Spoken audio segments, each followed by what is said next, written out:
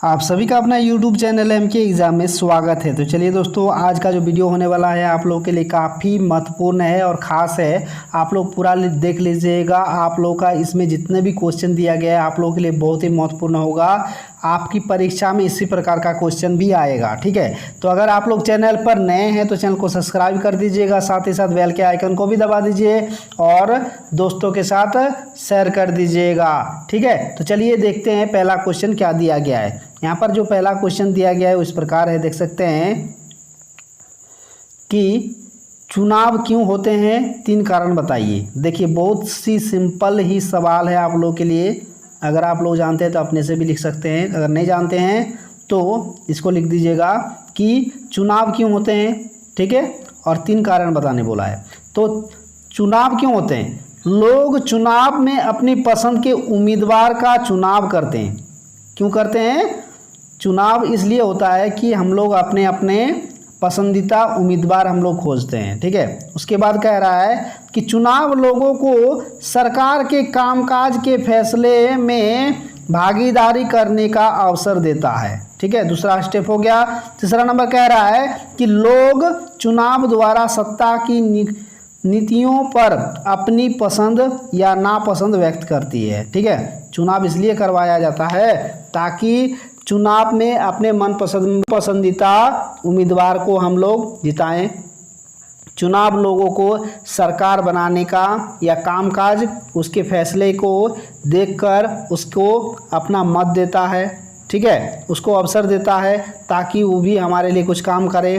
तीसरा नंबर जो स्टेप है वह है आपका कि लोग चुनाव द्वारा अपनी सत्ता नीतियों पर अपनी पसंद का उम्मीदवार खड़ा करते हैं, ठीक है। नेक्स्ट आपका क्वेश्चन जो दिया गया है देख सकते हैं यहाँ पर क्या है कि जनमत संग्रह क्या है। क्या है? जनमत संग्रह क्या है? इसका आंसर दीजिएगा इस प्रकार आप कि किसी महत्वपूर्ण राष्ट्रीय मुद्दे पर जनता द्वारा सीधे मत लेना जनमत संग्रह कहलाता है। देखिए जनमत संग्रह का मतलब होता है कि कोई भी महत्वपूर्ण मुद्दे हो जिस पर जनता अपनी राय रखता हो उसे क्या कहते हैं? जनमत संग्रह, ठीक है। डायरेक्ट अपना मत जो रखता है उसे क्या कहते हैं? जनमत संग्रह कहते हैं। उसके बाद जो दिया गया आपका 3 नंबर में वो इस प्रकार है, देख सकते हैं कि किस देश ने सबसे पहले अपने वयस्क नागरिकों को मतदान का अधिकार दिया। भारत में मत देने के अधिकार के लिए क्या आयु निश्चित की गई है, ठीक है। तो देखिए ये जो क्वेश्चन है आप लोगों के लिए बहुत ही इम्पोर्टेंट है। देखिए तो कौन सा देश था जो अपने वयस्क के लिए पहले मत दिया था? वो क्या है आपका? न्यूजीलैंड। न्यूजीलैंड ने सबसे पहले अपने वयस्क नागरिकों को मतदान का अधिकार दिया। लेकिन भारत में मत देने का अधिकार के लिए हम लोग का यहाँ 18 वर्ष की आयु निश्चित किया गया है। कितना? 18 वर्ष से हम लोग वोट दे सकते हैं, अपना मतदान कर सकते हैं। लेकिन न्यूजीलैंड जो था वह अपने वयस्कों को वोट देने का अधिकार दिया था सबसे पहले। उसके बाद जो क्वेश्चन दिया गया इस प्रकार है, देख सकते हैं 4 नंबर में कि भारत के चुनाव लोकतांत्रिक है, इसके 3 कारण बताइए। देखिए इसका जो 3 कारण है उस प्रकार है कि भारत में 18 वर्ष से अधिक उम्र का हर व्यक्ति मतदान का अधिकार रखता है, ठीक है।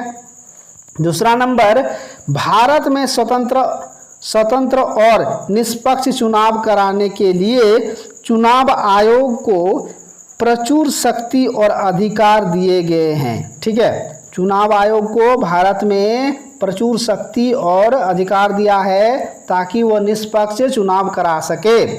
उसके बाद है क्या? 3 नंबर में देख सकते हैं कि भारत में चुनाव हारने वाले पार्टियां जनादेश को सम्मानपूर्वक स्वीकार करती है, ठीक है। भारत में जो हार जाता है वो अपना हार स्वीकार कर लेता है। तो इस प्रकार आप इसका आंसर दे दीजिएगा 4 नंबर का, आपको पूरा नंबर मिल जाएगा। नेक्स्ट आपका देख सकते हैं यहाँ पर क्या दिया है। यहाँ पर कह रहा है कि चुनाव को लोकतांत्रिक मानने के आधार या न्यूनतम शर्त क्या है।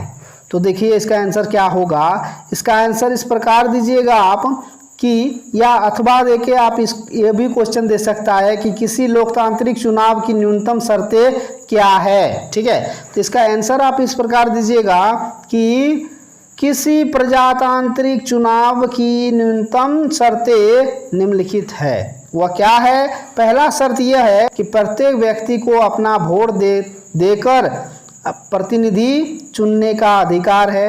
हर व्यक्ति के मत का सम्मान मोल है। ठीक है, क्या बोल रहा है कि भारत में प्रत्येक व्यक्ति को अपने वोट देने का, अपने प्रतिनिधित्व चुनने का अधिकार है।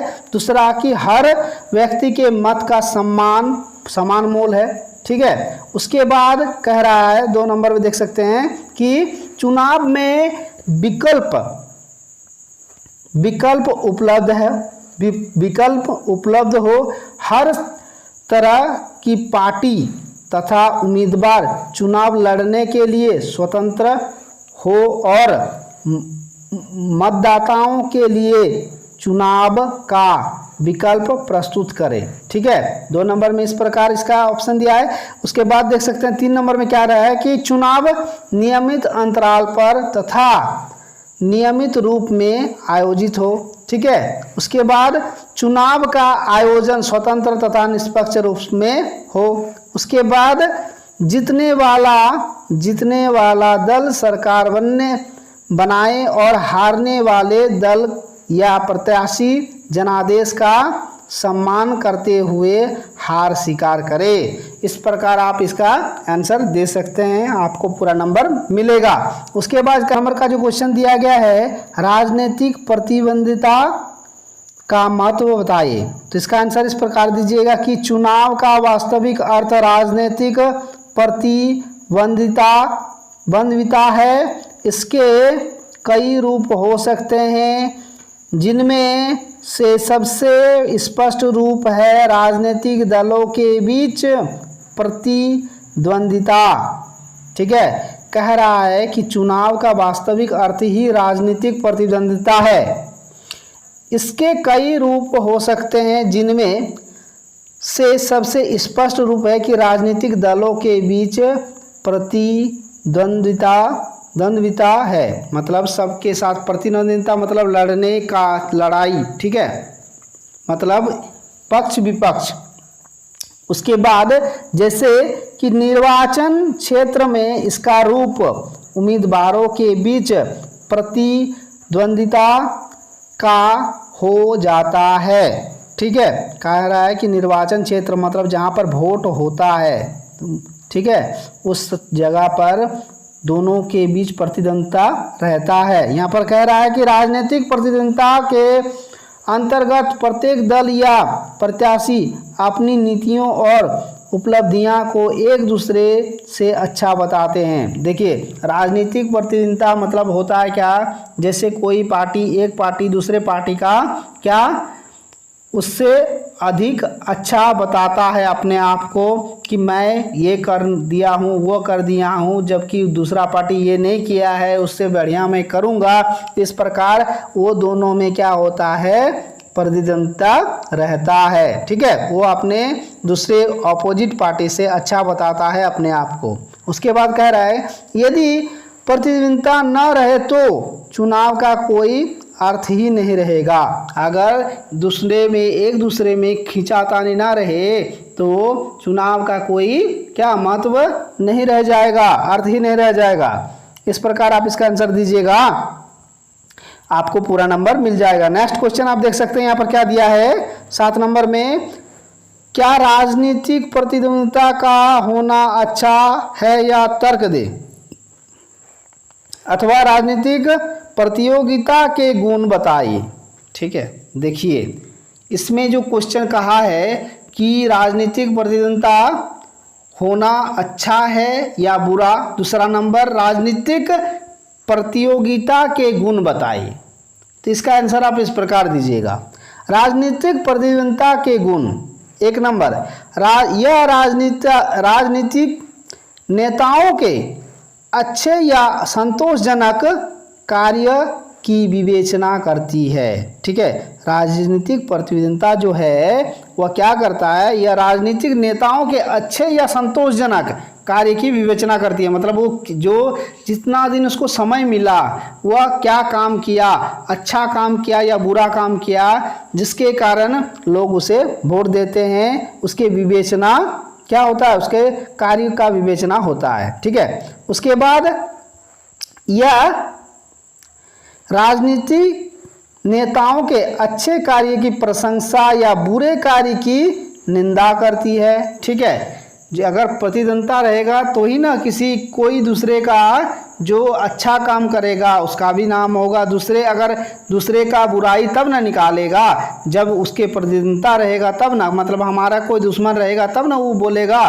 कि हमारे पक्ष या विपक्ष में कोई आदमी रहेगा तब ना मेरे लिए खराब बोलेगा। तो इस तरह क्या कह रहा है कि यह राजनीतिक नेताओं के अच्छे कार्य या प्रशंसा या बुरे कार्य की निंदा करती है। ठीक है, उसके बाद कह रहा है कि यह विभिन्न पार्टियों के नेताओं का चुनावों के दौरान विभिन्न जन समस्याओं को उठाने तथा उनके अच्छे समाधान की ओर बढ़ने का मौका देता है। ठीक है, यहाँ पर कह रहा है कि यदि विभिन्न पार्टी नेताओं को चुनाव के दौरान, ठीक है, चुनाव के दौरान विभिन्न पार्टी और नेताओं के विभिन्न जनमत समस्याओं को उठाने, मतलब जो समस्या है उसको सुनने तथा उसको उठाने के लिए उनके अच्छे समाधान की ओर बढ़ने का मौका है। मतलब दूसरे विपक्ष पार्टी जो रहता है उस समय सुन के उसका अगर दूसरे का अगर काम अच्छा से कर दे तो उसका क्या मौका बढ़ जाता है, मतलब जीतने का, मतलब वो जो है विजय होने का उसका रास्ता खुल जाता है। उसके बाद कह रहा है जिस दल ने सत्ता में रहते हुए जनता की हित में संतोषजनक काम नहीं किया, विरोधी दल उनकी खामियों को जनता के सामने लाता है और जनता अपने फैसला देता है। देखिए, कोई भी राजनीतिक पार्टी जो सत्ता में रहता है और सत्ता में रह के कोई काम नहीं करता है तो विरोधी दल के पार्टी, मतलब अपोजिट जो पार्टी होता है उसके जो खामियां होता है, जो काम नहीं किया है उसके खामियां को जनता के सामने लाता है। फिर जनता वोट के समय उसका क्या करता है, अपना फैसला देता है। ठीक है, उसके बाद कह रहा है, देख सकते हैं कि राजनीतिक प्रतिद्वंद्विता के कारण राजनीतिक दल और उनके नेताओं लोगों की सेवा के लिए बाध्य होते हैं। कह रहा है कि राजनीतिक प्रतिद्वंद्विता के कारण राजनीतिक दल और उनके नेता लोग सेवा के लिए बाध्य होते हैं। समझ गए ना? तब जब नज़दीक आता है, जब चुनाव नज़दीक आता है, तब क्या करता है वो लोग सबके घर जाकर सबकी सेवा करता है, सबके पांव पकड़ता है वोट लेने के लिए, तभी बाध्य होता है वह अपनी जो है क्या उस समय उसके जो मतलब जब उसका लास्ट हो जाता है वोटिंग, जब उनका फिर से चुनाव होने का समय आता है तब वह लोगों की सेवा करता है और उसके लिए बाध्य होता है। तो इस प्रकार आप इसका आंसर दीजिएगा। अगर आप लोगों को उसके बाद जो क्वेश्चन दिया गया है देख सकते हैं, 8 नंबर का क्वेश्चन जो दिया गया है देख सकते हैं यहाँ पर कि किन किन स्तरों पर लोग भारत में विधायिका के लिए अपने प्रतिनिधियों का चुनाव करते हैं। कह रहा है क्वेश्चन किन किन स्तरों पर लोग भारत में विधायिका के लिए अपने प्रतिनिधियों का चुनाव करते हैं। इसका आंसर इस प्रकार दीजिएगा कि भारत में विधायिका के लिए अपने प्रतिनिधियां का चुनाव निम्न स्तरों पर करते हैं। देखिए, किसके लिए अपना प्रतिनिधि का वह चुनाव करते हैं, वह इस प्रकार लिखिएगा कि राष्ट्रीय स्तर पर लोग संसद और सदस्यों का चुनाव करते हैं। ठीक है, 1 नंबर अपने संसद के लिए अपना क्या करता है, जनमत देता है, प्रतिनिधि चुनता है। उसके बाद राज्य स्तर पर लोग विधानसभा का मतलब विधायक का चुनाव करते हैं, और स्थानीय स्तर पर पंचायत स्तर पर जो होता है वह नगर निगम और नगर पालिका के सदस्यों का चुनाव करते हैं। ठीक है, इस प्रकार आप इसका आंसर दे दीजिएगा, आपको पूरा नंबर मिल जाएगा। अगर आप लोगों को वीडियो अच्छा लगे तो चैनल को जरूर सब्सक्राइब कर दीजिएगा, दूसरों के साथ शेयर भी कर दीजिएगा। तो चलिए नेक्स्ट वीडियो में फिर मिलते हैं। थैंक यू, धन्यवाद।